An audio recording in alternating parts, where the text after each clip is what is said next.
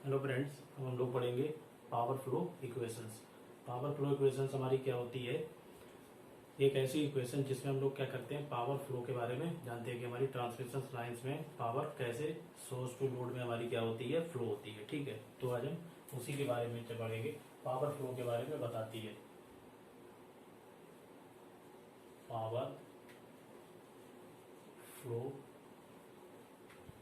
Equation of transmission line. तो power flow equation transmission lines की हमारी क्या होती हैं, दो तरह की होती हैं। पहली क्या होती है, सेंडिंग एंड के लिए लगती है, और दूसरी किसके लिए लगती है, रिसीविंग एंड के लिए। ठीक है। और इसमें हमारे क्या होता है, हम लोग जनरली जानते हैं पावर हमारी कितने टाइप की होती है, टू टाइप्स की होती है। पहली हमारी जो पावर होती है एक्टिव पावर होती है, और जो दूसरी पावर होती है वो हमारी कैसी होती है, रिएक्टिव पावर होती है। ठीक। एक्टिव पावर हमारी क्या होती है, जो हमारी 95% जो हमारी यूज होती है वो हमारी क्या है, एक्टिव पावर है। ठीक है। और रिएक्टिव पावर हमारी क्या होती है, जिसका हम लोग क्या करते हैं, यूज नहीं कर सकते, वो हमारी क्या होती है, रिएक्टिव पावर होती है। तो एक्चुअली होता क्या है, जब हमारी सिंक्रोनस जनरेटर हमारा जब पावर को जनरेट करता है तो उसमें हमारी दो तरह की पावर होती है। ठीक। एक्टिव पावर और रिएक्टिव पावर। तो एक्टिव पावर हमारी जनरली क्या होती है, जो हम लोग लिखते हैं P equal to V I cos phi या कॉस थीटा। ठीक है। तो वो हमारी क्या हो जाती है, एक्टिव पावर यानी यूजफुल पावर हो जाती है। और दूसरी हमारी होती है P equal to P I sine phi या साइन थीटा। तो हमारी क्या होती है, रिएक्टिव पावर होती है, जिसमें हम लोग क्या करते हैं, उसका यूज नहीं कर सकते हैं। तो वो जो हमारी पावर होती है वो हमारी सिर्फ आती है लाइन को चार्ज करने के काम में। अब ये हमारी रिएक्टिव पावर क्यों आती है, इसका थोड़ा हम लोग बेसिक जान लेते हैं। ठीक है। जैसे कि हमारे जो कैपेसिटर और इंडक्टर लगे होते हैं वो हमारे क्या करते हैं, रिएक्टिव पावर को एब्जॉर्ब करते हैं और डिलीवर करते हैं। ठीक है। क्योंकि जो हमारे जैसे इंडक्टर हो गया हमारा, ठीक है, या कैपेसिटर हो गया, तो ये क्या करते हैं, हाफ साइकिल में एनर्जी को लेते हैं और आफ्टर हाफ साइकिल में एनर्जी को क्या कर देते हैं, डिलीवर कर देते हैं। जो हमारे इंडक्टर और कैपेसिटर है वो कुछ टाइम के लिए हमारे चार्ज हो जाते हैं। चार्ज होने के बाद क्या होता है, फिर वो क्या करते हैं, निगेटिव हाफ साइकिल में एनर्जी को रिलीज कर देते हैं। ठीक है। तो वो सोर्स की तरफ वापस पावर को सेंड कर देते हैं। तो इसलिए वो वाली जो हमारी पावर होती है, रिएक्टिव पावर, हमारी अनयूजफुल हो जाती है, उसका हम लोग यूज नहीं कर पाते हैं। ठीक है। और वो ही हमारा क्या करता है, लाइन को चार्ज करने के काम में आता है। अब हम लोग पढ़ते हैं पावर फ्लो इक्वेशंस में। ठीक है। हमारी इक्वेशन कितने टाइप होती है पावर सिस्टम में, ट्रांसमिशन लाइन को दिखाने के लिए, नेटवर्क को दिखाने के लिए हम लोग इस तरीके का यूज करते हैं, रेजिस्टेंस, इंडक्टेंस एंड लोड। ये क्या होता है, हमारा जनरेटिंग स्टेशन होता है, जहां से हमारी क्या होगी, पावर जनरेट की जा रही है। ठीक है। ये क्या होता है, लाइन का रेजिस्टेंस, ये क्या आता है, लाइन का रिएक्टेंस, जे एक्सएल। ठीक।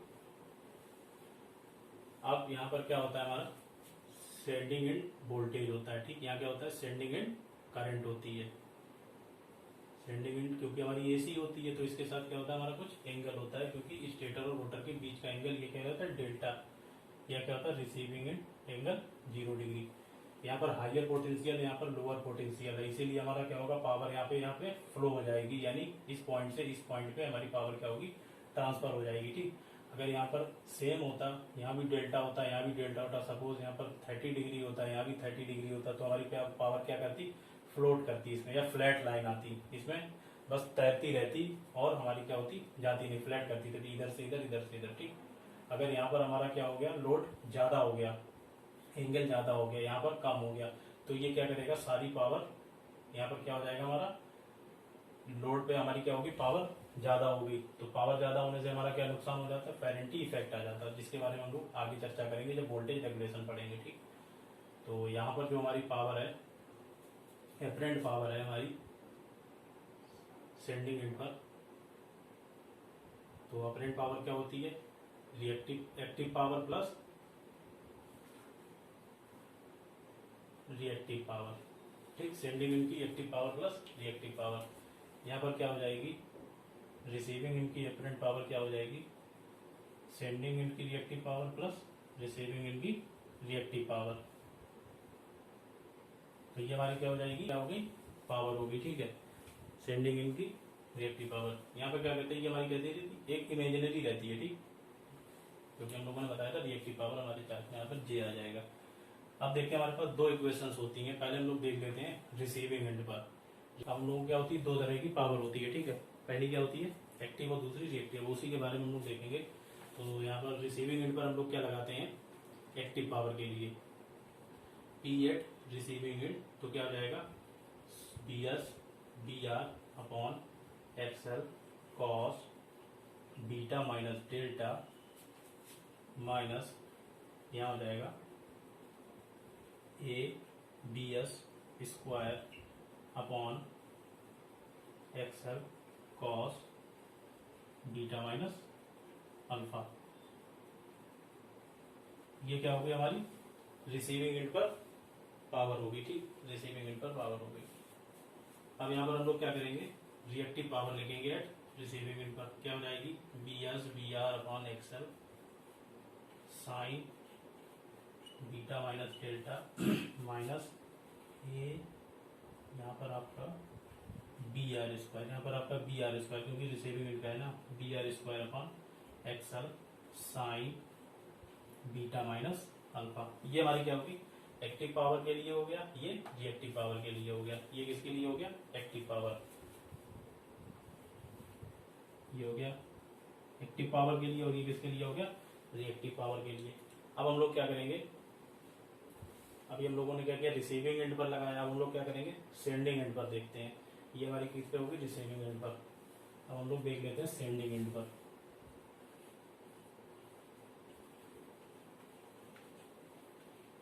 सेंडिंग एंड पावर, तो सेंडिंग एंड पावर हमारी क्या होगी, पहले हम लोग क्या देखेंगे पी एस के बारे में। तो पी एस हमारी क्या हो जाएगी D V S square upon XL cos beta minus alpha minus V S B R upon XL cos beta plus delta. ये हमारी क्या आ गई सेंडिंग एंड की एक्टिव पावर, सेंडिंग एंड की एक्टिव पावर आ गई, ठीक है।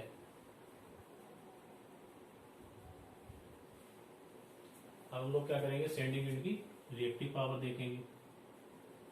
रिएक्टिव पावर जहां भी आ गई है वहां पर हम लोग क्या कर देंगे साइन का फंक्शन लिख देंगे,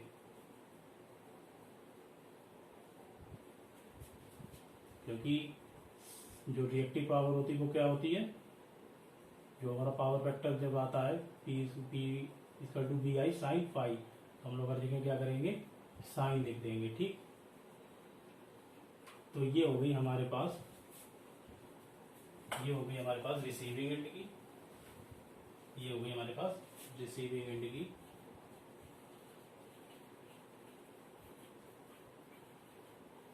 ये हो गई हमारे पास सेंडिंग एंड की पावर। तो जनरली ये हमारे पास क्या होगी दो तरह की पावर यूज होती है, एक्टिव पावर और रिएक्टिव पावर। जनरली हमारा क्या होता है एग्जाम में कभी कभी इक्वेशंस पूछ लेता है, इस पे ज्यादातर हमारा क्वेश्चन जो बनता है गेट एग्जाम में बनता है, ठीक है, क्योंकि वहां पर हम लोग क्या होता है कैल्सी की सुविधा उपलब्ध होती है, ठीक है। तो वहां पर हम लोग अल्फा बीटा या डेल्टा एंगल को फाइंड कर सकते हैं। और जनरली जो हमारे स्टेट एग्जाम या अदर एग्जाम होते हैं उसमें क्या होता है कैलकुलेटर की आवश्यकता नहीं होती है, मिलता नहीं है, तो इस वजह से ये वाले इस टाइप के क्वेश्चन नहीं आते हैं। अब हम लोग देख लेते हैं जिसपे हमारे क्वेश्चन बेस्ड और एग्जाम में हमारे आते हैं, ठीक है। तो उसके लिए हम लोग पहले देखते हैं।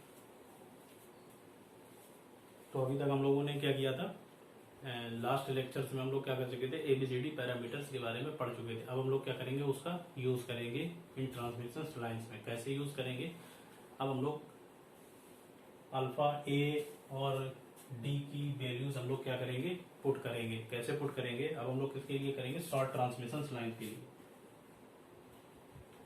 शॉर्ट ट्रांसमिशन लाइन के लिए, ठीक। शॉर्ट ट्रांसमिशन लाइन में हमारे क्या पैरामीटर होते थे, A angle alpha, B angle beta, C और डी एंगल अल्फा, क्योंकि ए बराबर डी हमारा सिमेट्री। अब ये हमारा क्या है प्योर इंडक्टर के लिए हो रही बात, किसके लिए हो रही है प्योर इंडक्टर के लिए, ठीक है। तो बीटा कितना हो जाएगा 90 डिग्री, तो ये क्या हो जाएगा, इसको चाहे ये बोल लो ये बोल लो। अब ये क्या करेंगे हम लोग, वैल्यूज को पुट करेंगे इन इक्वेशंस में, ठीक है। अब हम लोगों ने क्या किया था, ये वाला जो शॉर्ट ट्रांसलेशन लाइन के लिए किया था, ये ए बी सी डी की वैल्यूज हम लोग क्या करेंगे, इन इक्वेशंस में पुट करेंगे। तो जब हम लोग पुट करेंगे तब क्या आएगा, P S sending end power and receiving end power हमारी क्या हो जाएगी, बराबर हो जाएगी, क्या हो जाएगी, P S B R upon XL sine delta. एक हमारे पास क्या आ जाएगा, ये फार्मूला आ जाएगा, जिसको हमें क्या करना है, याद करना है। इस पे अक्सर क्वेश्चन हमारे क्या होते हैं, बनते हैं, ठीक है। अब हमें क्या करना है, सेंडिंग एंड की रिएक्टिव पावर निकालनी है। सेंडिंग एंड की क्या निकालनी है, रिएक्टिव पावर निकालनी है। तो क्या हो जाएगा, V S upon XL V S square upon XL minus V S B R upon XL sine delta. एक हमारे पास ये फार्मूला आ गया है, इसको याद करना है, ठीक है। बी एस बी में क्या करना है, रिएक्टिव पावर किस पे निकालनी है, रिसीविंग एंड पर। तो रिसीविंग एंड पे निकालनी, तो यहाँ पर क्या हो जाएगा हमारा, V S B R upon XL sine delta minus V R square upon XL. तो हमारे पास क्या हो गया, जनरली हमारे पास ये तीन फार्मूले निकल के आ गए हैं। ये वाले फार्मूले हमारे क्या होते हैं, छोटे रहते हैं। हर एग्जाम में हमारा शॉर्ट ट्रांसमिशन लाइन के लिए हमारा क्वेश्चन क्या होता है, पुट अप होता है, ठीक है। तो जनरली हम लोग क्या करते हैं, यही वाले तीन फार्मूले हम लोग यूज करते हैं और हमारा क्या रहता है, आंसर हम लोग निकाल लेते हैं। जब ये हमारे पास आ गया तो इसमें क्या करते हैं, डेल्टा हमारा क्या होता है, लोड एंगल होता है, एक्सेल क्या होता है, रिएक्टेंस होता है, sending in voltage receiving in voltage, इतना आपको पता होगा, ठीक है। अभी तक हम लोगों ने पढ़ दिया था पावर फ्लो इक्वेशंस के बारे में। अब हम लोग नया टॉपिक पढ़ने जा रहे हैं, ऑब्जेक्टिव ऑफ ट्रांसमिशन लाइंस, ठीक। Objective of transmission lines, objective of transmission lines हम लोग जनरली जानते हैं, हमारा ट्रांसमिशन लाइंस जो होती है इसको ऐसे डिनोट करते हैं।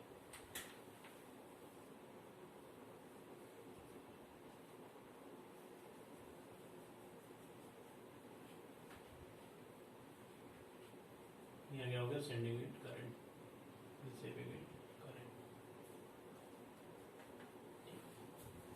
अब ऑब्जेक्टिव ऑफ ट्रांसमिशन लाइंस में हम लोग क्या करेंगे, ये वाला वोल्टेज क्या करेंगे, इक्वल मान के चलेंगे। इफ बी एस बराबर V R, sending in voltage equal to receiving in voltage, V S equal to V R. तो इस केस में हम लोग क्या करेंगे, वैल्यू पुट करके देखेंगे। हम लोग जनरली एक फार्मूला जानते हैं, P equal to V S B R upon XL sine delta, ठीक। तो पावर क्या हो जाएगी, पी एस, अब ये हमारा दोनों इक्वल है तो क्या करेंगे, P S into V S upon XL sine delta. तो ये क्या हो जाएगा, P equal to V S square upon XL sine delta. यानी कि हम लोग कह सकते हैं P proportional to V S square. ये हमारे पास एक रिजल्ट निकल के आया, P S proportional to V S square. यानी कि यहाँ पर क्या हो रहा है हमारा, अगर यानी हमें क्या करना है, पावर को बढ़ाना है तो क्या करना पड़ेगा, वोल्टेज को भी हमें बढ़ाना पड़ेगा। वोल्टेज हमारा बढ़ेगा तो हमारा क्या बढ़ जाएगा, पावर बढ़ जाएगा, ठीक है। अब ये जो हमारा रिजल्ट निकल के आया है, इसका हम लोग क्या देखते हैं, एडवांटेज देखते हैं क्या है।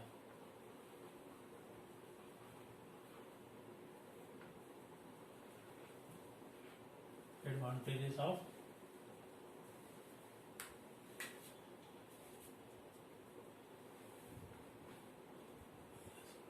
P proportional to V S square. अब इसका क्या करेंगे हम लोग, एडवांटेज देखेंगे, इसका एडवांटेज होता क्या है, ठीक है।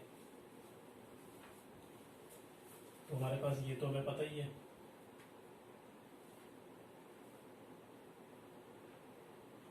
जनरली हमारा एक फॉर्मूला था, P बराबर वी आई कॉस फाइव। तो यहाँ से I की वैल्यू निकालो, I की वैल्यू आ जाएगी P V P upon V cos phi, ठीक। एक इक्वेशन ये मान लो। हम लोग जानते हैं power loss I square R, तो यहाँ से लॉस के बारे में हम लोगों को पता लग जाएगा। तो लॉस की जगह आएगी वैल्यू रखो P/B cos फाइव का स्क्वायर इंटू आर। तो यानी हमें यहाँ पर एक रिजल्ट मिला है P proportional to PL proportional to 1/B square. ठीक, यहाँ से हमें क्या रिजल्ट मिला है, जो हमारा लॉस होगा अगर हम लोग वोल्टेज को इंक्रीज करेंगे, वोल्टेज को क्या करेंगे, इंक्रीज करेंगे, तो हमारा लॉस क्या होगा, डिक्रीज हो जाएगा। यहाँ पर देखिए वोल्टेज को अगर हम लोग ट्रांसमिशन लाइन में मैक्सिमम रखेंगे तो हमारा लॉस क्या होगा, मिनिमम होगा। अगर जहाँ भी हम लोगों का यानी हमारी अच्छी ट्रांसमिशन लाइन्स क्या होगी, जिसमें हमारा क्या हो, वोल्टेज ज्यादा से ज्यादा ट्रांसफर हो, ठीक है, पावर ट्रांसफर हो। इसीलिए जनरली आपने देखा होगा हमारी जो ट्रांसमिशन लाइन्स बनाई जाती हैं, बड़े बड़े आपने टावर्स देखे होंगे, पावर हाउस या सब स्टेशन से निकले हुए होते हैं। जनरली आपने देखा होगा 11 kV, 132 kV, 6.6 kV, ठीक है। सबसे मैक्सिमम हमारा इंडिया में कितना चल रहा है, 1200 kV। वो शायद आपका एक स्टेट है साउथ की तरफ, तालाचूर, वहाँ पे हमारा कितना यूज हो रहा है ट्रांसमिट करने के लिए, 1200 kV।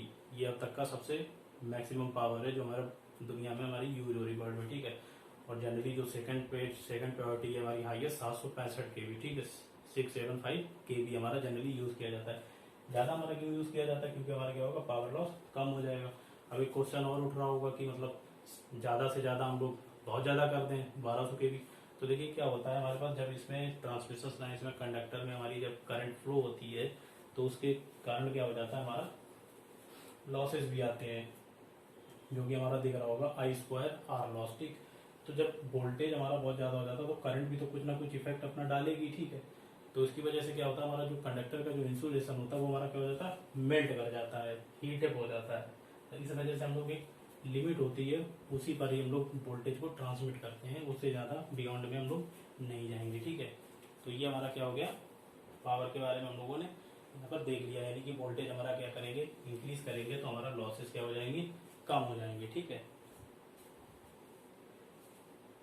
अब देखिए हम लोग क्या करते हैं, ट्रांसमिशन लाइन जो हमारी यूज होती है उसमें जो हम लोग कंडक्टर यूज करते हैं वो किसका यूज करते हैं, ACSR, ठीक है। जो ट्रांसमिशन साइंस में हमारा जो कंडक्टर यूज होता है, अब हम लोग देखेंगे ACSR कंडक्टर के बारे में। इसका पूरा नाम होता है एल्युमिनियम कोर्ड स्टील रेनफोर्स, ठीक, एल्युमिनियम कोर्ड स्टील रेनफोर्स। इसमें क्या होता है, जनरली आप लोग ये नहीं कह सकते हैं, अब जब हम लोग कंडक्टर के बारे में आगे पढ़ेंगे तब थोड़ा सा ज्यादा अच्छे से देखेंगे। यहाँ पर हम लोग एक ओवरव्यू देख लेते हैं कंडक्टर के बारे में, ठीक है। तो जनरली आप लोगों को लगता होगा कि ट्रांसमिशन लाइन में जो हमारी पावर फ्लो होती है टावर्स में, लोड टू सोर्स में, सोर्स टू लोड में जो हमारी पावर फ्लो होती है, तो हम लोग क्या करते हैं, घरों की तरह सिंपल एक वायर यूज नहीं करते हैं, ठीक है। क्यों नहीं करते हैं, क्योंकि उसमें जब हम लोग आगे पढ़ेंगे तब देखेंगे बहुत सारी हम लोगों को डिफिकल्टीज आती हैं, इस वजह से नहीं करते हैं। तो हमारा जो कंडक्टर होता है वो हमारा कुछ इस तरीके से बना होता है। बीच में क्या होता है, एल्युमिनियम की क्या होती है, रॉड होती है, ठीक है। बीच में क्या होती है, एल्युमिनियम की रॉड होती है। इसके आसपास भी हमारा क्या होता है, एल्युमिनियम से क्या कर दिया, कवर्ड कर दिया।